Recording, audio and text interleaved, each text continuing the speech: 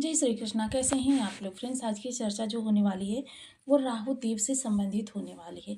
राहु देव एक ऐसे ग्रह हैं जो परम नकारात्मकता के रूप में जाने जाते हैं। कलयुग है और कलयुग पाप प्रधान है, राहु भी पाप प्रधान है। तो ऐसी स्थिति में राहु का गोचर आपके लिए बेहद महत्वपूर्ण होता है। प्रत्येक गोचर इनका महत्वपूर्ण होता है, प्रत्येक परिवर्तन इनका महत्वपूर्ण होता है, क्योंकि ये जिस भाव में भी बैठते हैं उस भाव से संबंधित 6 भावों को अपने कंट्रोल में ले लेते हैं। तो इसलिए कह सकते हैं कि ये पूरा जीवन प्रभावित करने की क्षमता रखते हैं, क्योंकि यदि इनके साथ में या इनकी दृष्टियों के मध्य में कोई अन्य 3 दृष्टि वाला ग्रह आ गया, तो समझ लीजिए वहाँ से भी नकारात्मकता उत्पन्न हो गई। आपके जीवन में बचा ही क्या? क्योंकि कुंडली जो होती है 12 भावों का नाम होती है। आकाश मंडल को आपके जन्म के समय 12 भावों में विभक्त किया जाता है। उसी के अनुसार ऊर्जाओं को परखा जाता है कि वो आपके लिए नेगेटिव हैं या पॉजिटिव हैं। कितनी नेगेटिव हैं, कितनी पॉजिटिव हैं, उनका प्रभाव किस तरीके से रहेगा। अब यहाँ राहु देव ने अपना जो परिवर्तन है 18 मई को किया है। 18 माह को उन्होंने राशि परिवर्तन करके शनि देव की मूल त्रिकोण राशि यानी कुंभ राशि से गोचर किया है। अब देखिए, राहु जो है जिस भी भाव में जाता है, जिस ग्रह के साथ बैठता है, उसी के समान स्वयं को बना लेता है। अब ये मूल त्रिकोण राशि शनि की को स्वयं की राशि मानता है और कन्या राशि में उच्च का प्रभाव प्रदान करता है। तो यहाँ ये स्वयं की राशि के अनुसार प्रभाव देता हुआ दिखाई देगा। तो यहाँ पर कह सकते हैं, एक तो शनिदेव भाग्य भाव में बैठे हुए हैं, जिसके प्रभाव से क्या है कि आपके लिए ये शुभ ही करता हुआ दिखाई देगा। ज़्यादातर ये इस समय पर शुभ ही करेगा। वहीं ये अष्टम भाव है। देखिए, इसे पाताल लोक कहा जाता है और असुर क्या है, पाताल लोक के ही वासी होते हैं। तो ये अपने मन चाहे भाव में इस समय पर है, जिसकी वजह से इसके स्वभाव में थोड़ी सी अनुकूलता आपको प्राप्त होगी। अब देखिए, राहु जो है इस समय उत्तरा भाद्रपद नक्षत्र में गोचर कर रहा है और उत्तरा भाद्रपद नक्षत्र जो होता है वो शनिदेव का नक्षत्र होता है। उत्तरा भाद्रपद नक्षत्र परिवर्तन का नक्षत्र है, क्रांति का नक्षत्र है। जीवन में आपके बहुत बड़े बड़े परिवर्तन इस दौरान करता हुआ राहु दिखाई देगा। हालांकि जो कुछ होगा उसमें आपके लिए पॉजिटिविटी ज़्यादा होगी, निगेटिविटी कम होगी, क्योंकि पहले स्थितियों को बिगाड़ेगा। स्थिति को बिगाड़ने के बाद आपको अच्छाई प्रदान करेगा। किसी स्थिति को बिगाड़ दो, फिर उसके बाद उसे पारितोषिक प्रदान कर दो। और राहु जो है फर्श से अर्श और अर्श से फर्श तक का सफ़र करवाने के लिए जाना जाता है कि ये बहुत चुटकियों में, बहुत तीव्रता से आपको राजा या फिर रंक दोनों ही स्थितियों में लेकर जा सकता है। तो देखिए, यदि आपकी लग्न में 4 नंबर बना हुआ है तो ये राशिफल आपके लिए है। यदि कुंडली में कहीं भी चंद्रमा के साथ 4 नंबर बना हुआ है तो ये राशिफल आपके लिए। कुंडली ना होने की स्थिति में आप इसे नाम राशि से भी देख सकते हैं। तो अभी तक आपने अपने इस चैनल को सब्सक्राइब नहीं किया है तो प्लीज़ सब्सक्राइब कर लीजिए, वीडियो को लाइक कर दीजिए, चैनल को शेयर कर दीजिए। इससे होगा क्या कि हमारे आने वाले हर वीडियो की नोटिफिकेशन मिल सकेगी आपको सबसे पहले। एक प्यारा सा कमेंट करना बिल्कुल ना भूलें। कमेंट से हमें बहुत मोटिवेशन मिलता है, हौसला मिलता है और ये पता चलता है कि आप और क्या जानना चाहते हैं। तो राहु अष्टम भाव में बैठकर सबसे पहले आपकी अचानक वाली चीज़ों के लिए, देखिए, सबसे पहले आपको अचानक धन लाभ कराएगा। ऐसा धन जो आपके मन में या आपके विचार में कहीं पर भी ना हो, ऐसा धन, गुप्त धन जिसे कहा जा सकता है, आपको प्राप्त कराएगा। जीवन साथी कार्यरत हैं तो उनके वेतन वगैरह वृद्धि हो सकती है, या फिर अगर कार्यरत नहीं हैं तो फिर उनको कहीं ना कहीं से धन लाभ होगा। ससुराल पक्ष से थोड़ी सी रिलेशन आपके कटु हो सकते हैं, इसमें सतर्क रहें। वाणी का विशेष ध्यान रखें, क्योंकि वाणी इस दौरान आपकी असंयमित भी होती देखी जाएगी, असंतुलित भी होती हुई देखी जाएगी। इसके अतिरिक्त राहु का जो विशेष प्रभाव होगा वो उन लोगों के लिए बहुत ज़्यादा रहने वाला है जो किसी भी तरीके से साधनारत होना चाहते हैं, योग क्रिया करना चाहते हैं, किसी प्रकार की समाधि वगैरह लेना चाहते हैं या किसी प्रकार की सिद्धि प्राप्त करना चाहते हैं, उनके लिए बहुत ही उत्तम रहने वाला है। गुप्त विद्याओं से जुड़े हुए लोग, यानी कि ऑकल्ट विज्ञान, ज्योतिष, तंत्र मंत्र, research field, medical line, intelligence department, गुप्तचर विभाग या ऐसा कोई कार्य जहाँ पर अपनी आइडेंटिटी को छिपाकर कार्य किया जाता है, ऐसी चीज़ों के लिए बहुत उत्तम फल देते हुए राहु दिखाई देंगे। अब राहु की पंचम दृष्टि जो जाएगी वो आपके द्वादश भाव पर जाएगी। तो देखिए, द्वादश भाव में यहाँ पर गुरुदेव बैठे हुए हैं जो कि 1 वर्ष यहाँ पर बैठे रहने वाले हैं। तो यहाँ पर राहु के प्रभाव बहुत ही अच्छे दिखाई देंगे। सबसे पहले विदेश के कारक हैं, तो विदेश से जुड़े हुए जो भी कार्य आपके पेंडिंग पड़े हुए हैं या विदेश से जुड़कर आप कुछ करना चाहते हैं या आपके कार्यों में विदेश का समावेश है। जैसा कि मैंने पहले ही आपको कई वीडियोज़ में बता रखा है कि ऐसा नहीं है कि आप जब फ्लाइट से जाते हैं तभी विदेश होता है। अपने होम टाउन को छोड़ दीजिए, सर्वत्र आपका विदेश ही विदेश है। उन लोगों के लिए राहु इस समय पर बहुत अच्छा करते हुए दिखाई देंगे। देखिए, कोर्ट कचहरी में कोई केस है, तो इस समय ज्ञान की अधिकता बहुत ज़्यादा आपके अंदर रहने वाली है। येन केन प्रकारेण भी प्रभाव देखा जाएगा, तो इस समय ज्ञान की तर्क बुद्धि के द्वारा उस केस को आप अपने पक्ष में कर लेंगे।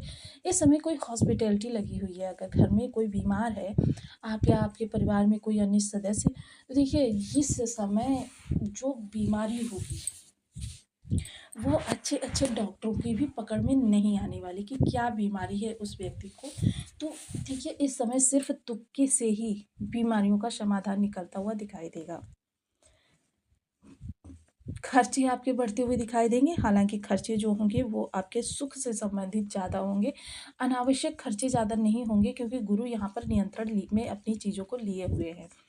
अब यहाँ से देखिए सप्तम दृष्टि जो जाएगी धन भाव पर जाएगी। तो देखिए, इसके लिए मैं पहले ही बता चुकी हूँ कि वाणी का विशेष ध्यान रखें।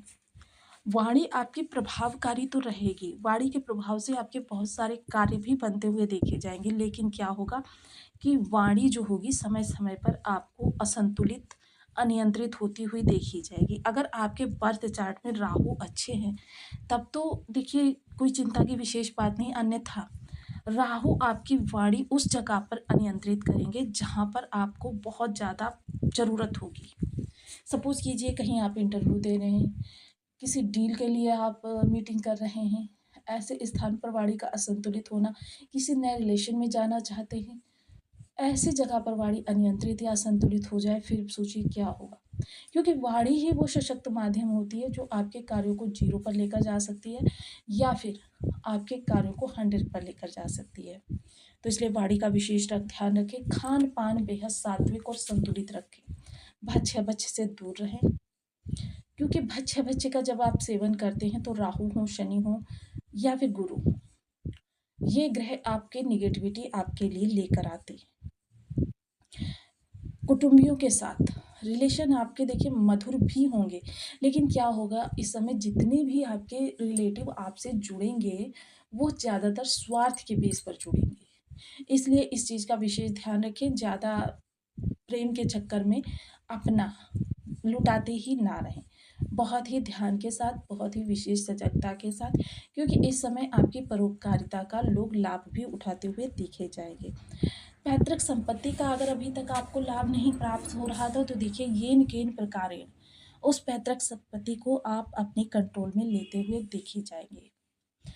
धन संचयन के लिए बहुत बेस्ट समय है, हालाँकि इस समय आपके धन आगमन में थोड़ी-सी ऊपर-नीचे की स्थिति देखी जाएगी कि मतलब कभी आपको लाखों करोड़ों की इनकम हो जाएगी और कभी आपकी इनकम की भ्रम की स्थिति बनी रहेगी कि आपका मन संशित रहेगा कि पता नहीं मेरे पास धन आएगा, नहीं आएगा। अगर नवम दृष्टि की बात करें तो यहाँ पर सुख भाव है। सुख भाव में देखिए इस समय एक चीज़ तो कही जा सकती है कि माता के साथ या तो स्थितियाँ आपकी बिगड़ जाएँगी, अलगाव की स्थिति उत्पन्न होगी, तनाव की, या फिर माता के स्वास्थ्य में थोड़ी-सी कमी होती हुई देखी जाएगी। घर के लोगों के मध्य देखिए राहु द्वंद तो करवाते, कलह करवाते, ज्वेलसी रखते, स्वार्थ, द्वेष भावना रखते। किंतु गुरु भी पंचम दृष्टि से इसी भाव को देख रहे हैं और गुरु की नवम दृष्टि राहु पर जा रही है, जिसके प्रभाव से क्या है 1 वर्ष यहाँ पर जितनी स्थितियों को राहु अनियंत्रित करेंगे, उतनी स्थितियों को गुरु सँभालेंगे। हालाँकि देखिए गुरु इनको पूरे कंट्रोल में लिए हुए हैं, अनुशासन में लिए हुए हैं, लेकिन क्या है गुरु जो है विपरीत राजयोग बना रहे हैं, जिससे कि पहले आपकी स्थितियाँ थोड़ी-सी विपरीत होंगी, उसके बाद में अनुकूल होंगी। इस चीज़ का ध्यान रखिएगा कि स्थितियाँ नियंत्रण में तो आ जाएँगी, लेकिन क्या होगा कि पहले थोड़ी-सी अनियंत्रित भी होंगी। इस समय आप बड़ा सोच सकते हैं, भूमि, भवन, वाहन के लिए प्रयास कर सकते हैं, बड़े कार्य कारोबार कर सकते हैं। ये इस चीज़ों के लिए राहु बहुत अच्छा होता है। अब एक चीज़ यहाँ पर समझ लीजिए कि राहु रहस्य है। जिन कार्यों को आप करने जा रहे हैं, जो कुछ आपके माइंड में चल रहा है या जो भी चीज़ें आप इन भावों से संबंधित जहाँ पर राहु का प्रभाव है।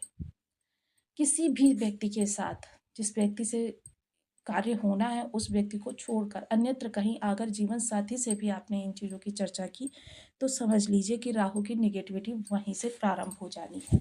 तो अब इसके लिए देखिए ज्योतिष शास्त्र में कुछ विशेष उपाय भी बताए गए हैं जिनको करने से हम ग्रह की पॉजिटिविटी प्राप्त कर सकते हैं। ओम ह्राम भ्रीम भ्रौम सह राहवे नमः या फिर ओम राम राहवे नमः। इस बीज मंत्र का आप 1 माला, 2 माला, 5 माला, 7 माला, 11 माला का जप नियमित अपनी सुविधानुसार करना प्रारंभ करें। दुर्गा सप्तशती के सिद्ध कुंज का स्तोत्र का पाठ सायं के समय 6 से 9 के मध्य अगर आप करते हैं 7 या 9 बार घृत का दीपक जलाकर करना है तो भी राहु आपके लिए पॉजिटिव हो जाएंगे। किसी भी सिद्ध पीठ पर जाकर माता दुर्गा के हाथों में तेज धार वाली तलवार समर्पित करना आपके राहु को आपके लिए अच्छा कर देगा। इसके अतिरिक्त देखिए पक्षियों को दाने पानी की व्यवस्था करना ये भी राहु का बहुत अच्छा उपाय हो सकता है। नित्य प्रति धर्म स्थान पर जाना क्योंकि गुरु के साथ इनका संबंध बन रहा है। राहु का सबसे बड़ा कंट्रोलर जो है वो गुरु है। वहीं देखिए रहस्य बनाकर रखेंगे तब भी आपकी चीज़ों को सफल होने की संभावना काफ़ी हद तक बनी रहेगी। धर्म स्थान पर जाना, केसर का तिलक मस्तक कंठ जिह्वा पर करना, नित्य प्रति केले के वृक्ष या फिर पीपल के वृक्ष की जड़ का सिंचन करना या फिर तिल के तेल का एक दीपक प्रत्येक शनिवार को घर के मुख्य द्वार की चौखट पर, पीपल वृक्ष पर या फिर शनि मंदिर में जलाना आपके राहु को आपके लिए अनुकूल कर देगा। इनमें से कोई भी उपाय करके आप अपने लिए लाभ प्राप्त कर सकते हैं। तो आपको वीडियो कैसी लगी मुझे कमेंट बॉक्स में ज़रूर बताएं। चैनल पर न्यू है तो प्लीज़ वीडियो को लाइक शेयर, चैनल को सब्सक्राइब करना बिल्कुल ना भूलें।